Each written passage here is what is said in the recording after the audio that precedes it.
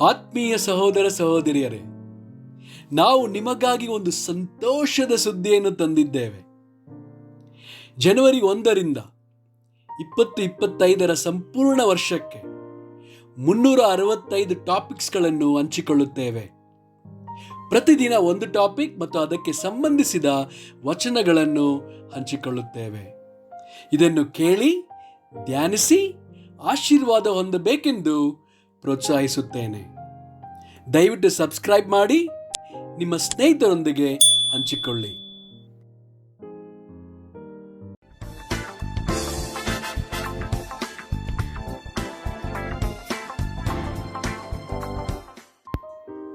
ಇಂದು ದಿನ 133 ಟಾಪಿಕ್ ದೇವರ ಭಯ.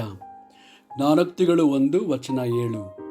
ಯೆಹೋವನ ಭಯವೇ ತಿಳುವಳಿಕೆಗೆ ಮೂಲವು, ಮೂರ್ಖರಾದರೂ ಜ್ಞಾನವನ್ನು ಶಿಕ್ಷೆಯನ್ನು ಅಸಡ್ಡೆ ಮಾಡುವರು.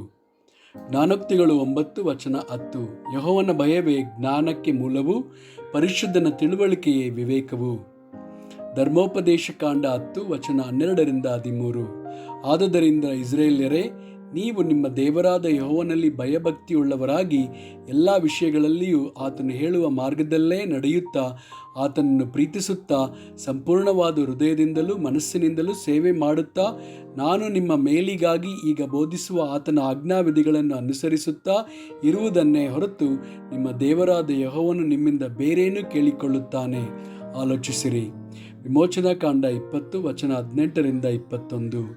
ಆ ಗುಡುಗು ಮಿಂಚುಗಳನ್ನು, ತುತ್ತೂರಿ ಧ್ವನಿಯಾಗುತ್ತಿರುವುದನ್ನು, ಬೆಟ್ಟದಿಂದ ಹೊಗೆ ಹೊರಡುವುದನ್ನು ಜನರೆಲ್ಲರೂ ನೋಡಿ ನಡುಗುತ್ತಾ ದೂರದಲ್ಲಿ ನಿಂತುಕೊಂಡರು. ಅವರು ಮೋಶೆಗೆ, ನೀನೇ ನಮ್ಮ ಸಂಗಡ ಮಾತಾಡು, ನಾವು ಕೇಳುವೆವು.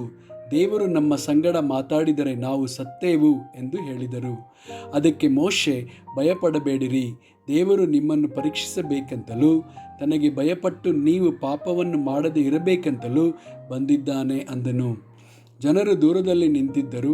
ಮೋಶೆಯೋ ದೇವರಿರುವ ಆ ಕಾರ್ಗತ್ತಲಿನ ಸಮೀಪಕ್ಕೆ ಸೇರಿದನು. ಇಬ್ರಿಯರಿಗೆ 10 ವಚನ 31. ಜೀವ ಸ್ವರೂಪನಾದ ದೇವರ ಕೈಯಲ್ಲಿ ಸಿಕ್ಕಿ ಬೀಳುವುದು ಭಯಂಕರವಾದದ್ದು. ಇಬ್ರಿಯರಿಗೆ 12 ವಚನ 28-29.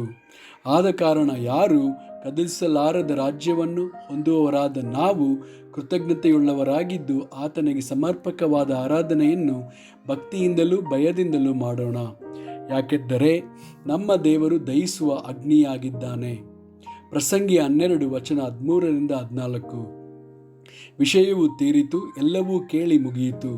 ದೇವರಿಗೆ ಭಯಪಟ್ಟು ಆತನ ಆಜ್ಞೆಗಳನ್ನು ಕೈಕೊಳ್ಳು. ಮನುಷ್ಯರೆಲ್ಲರ ಕರ್ತವ್ಯವೂ ಇದೆ. ಒಳ್ಳೆಯದಾಗಲಿ ಕೆಟ್ಟದಾಗಲಿ ಸಕಲ ರಹಸ್ಯ ಸಂಗತಿಗಳನ್ನು ವಿಮರ್ಶಿಸುವ ನ್ಯಾಯ ವಿಚಾರಣೆಗೆ ದೇವರು ಪ್ರತಿಯೊಂದು ಕಾರ್ಯವನ್ನು ಗುರಿ ಮಾಡುವನು. 2 ಕೊರಿಂಥದವರಿಗೆ 7 ವಚನ 1. ಪ್ರಿಯರೇ, ಈ ವಾಗ್ದಾನಗಳು ನಮಗಿರುವುದರಿಂದ ನಾವು ಶರೀರಾತ್ಮಗಳ ಕಲ್ಮಶವನ್ನು ತೊಲಗಿಸಿ ನಮ್ಮನ್ನು ಶುಚಿ ಮಾಡಿಕೊಂಡು ದೇವರ ಭಯದಿಂದ ಕೂಡಿದವರಾಗಿ ಪವಿತ್ರತ್ವವನ್ನು ಸಿದ್ಧಿಗೆ ತರುವುದಕ್ಕೆ ಪ್ರಯತ್ನಿಸೋಣ. ಅಪೊಸ್ತಲರ ಕೃತ್ಯಗಳು 9 ವಚನ 31.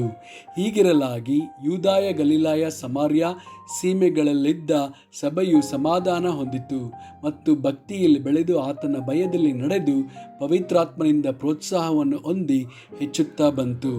ಆಮೇನ್.